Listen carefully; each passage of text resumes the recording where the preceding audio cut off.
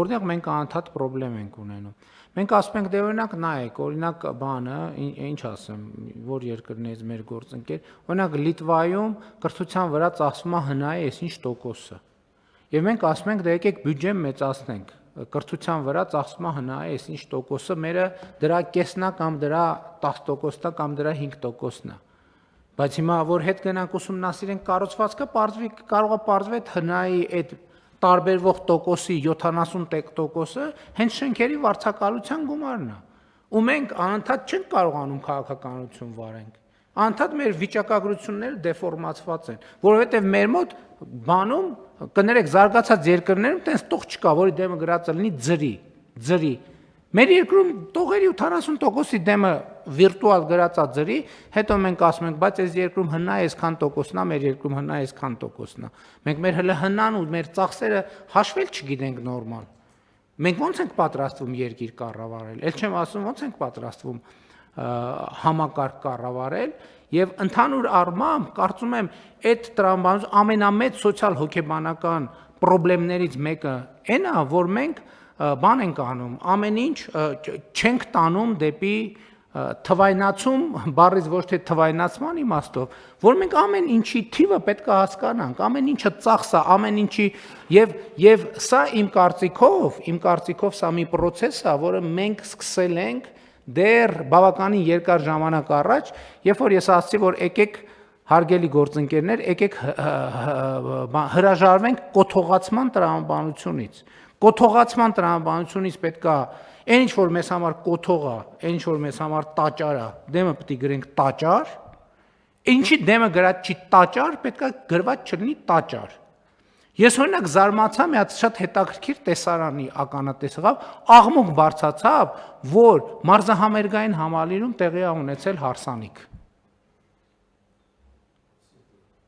Հասկանում եք, այն որ տարիներով մարզահամերգային համալիրը քանդվում էր բառից բումն իմաստով, քանդվում, քայքայվում էր, եւ մենք այսքան միլիարդներ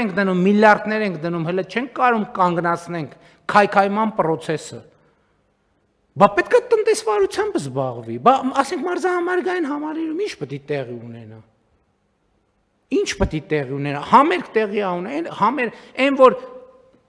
ընդհակառակը պետք է քաջալերել, որ այսօր Հայաստանից ու դրա մասին ոչ մեկ չի խոսում։ Հարյուրավոր ընտանիքներ գնում են Դուբայում հարսանիք են անում, հետ են գալիս։ Իսկ որ ստեղ կարա բանի սննդի համակարգը աշխատի, կարան երաժիշտները հավելյալ գումար ստանան։ Վերջը ենթակա դիզայներները հավելյալ գումար ստանան, չգիտեմ,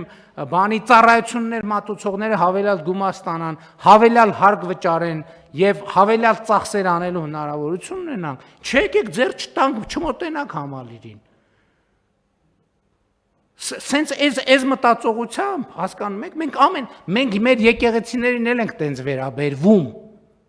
Ես այս վերջերս կրթության նախարարին մի քանի եկեղեցի տաճարներ, բառից բուն իմաստով տաճար, մոմ վառելու, այցելելուց հետո կրթության նախարարին հարց եմ տալիս, ասում եմ, պատմամշակութային հուշարձան է, չէ՞,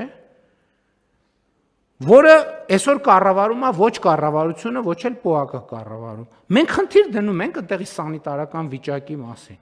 Ես դες պաշտոնապես ասում եմ, որ մեր եկեղեցիները չուլանացված են, չուլանացված։ Ով որտեղ ինչ ոչ պետքական ապրանք ունի, մեկ էլ գնում ես տենում ես, ասենք ինչ որ ավելացած մետլախ, պարկով ցեմենտ, ապալովկի հին կտորներ, ենթադրենք արմատուրայի հին ժանգոտ կտորներ, ասենք մտնում ես մարդը ինչի համար է եկեղեցի մտնում է ինչ որ հոգևոր հաղորդակցության ունենալու, չէ՞։ Մեկ էլ մտնում ես տենես տեղ աղբալցրած, ընդեղ ինչ որ մեկի հին շորերն են, ընդեղ մեկը կոշիկներն ա դրել, ընդեղ մեկը իր հին կռավատն ա բերել դրել։ Բայց ո՞նց կարելի է ասենց էլի, այսքան ինչքան կարելի է այսքան կեղծ լինել, հարգելի ներկաներ, ինչքան կարելի է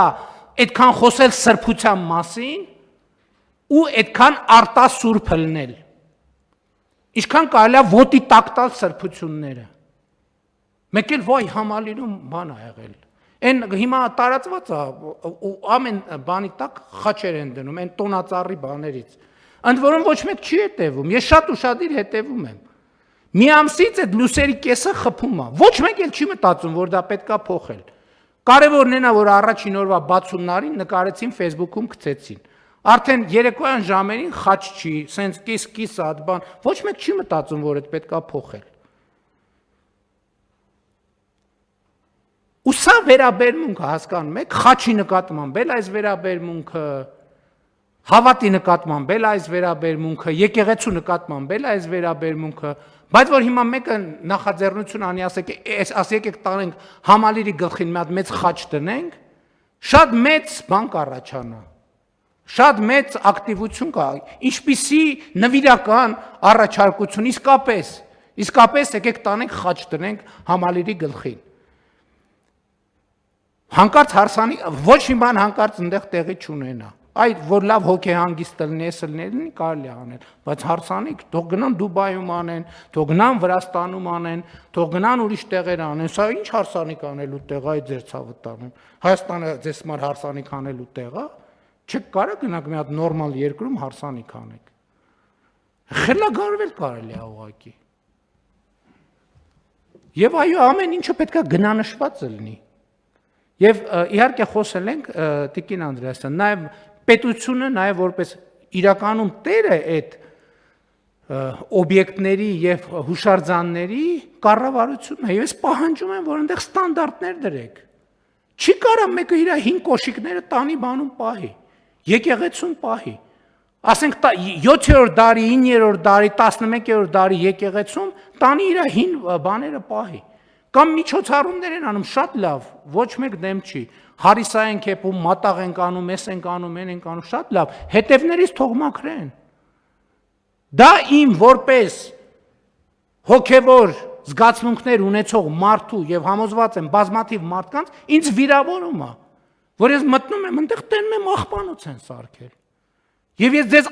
անկեղծ ասում եմ, բացի 1-2 տեղից, որտեղ շատ մեծ ֆոկուս կա, պաշտոնական բաներ կան,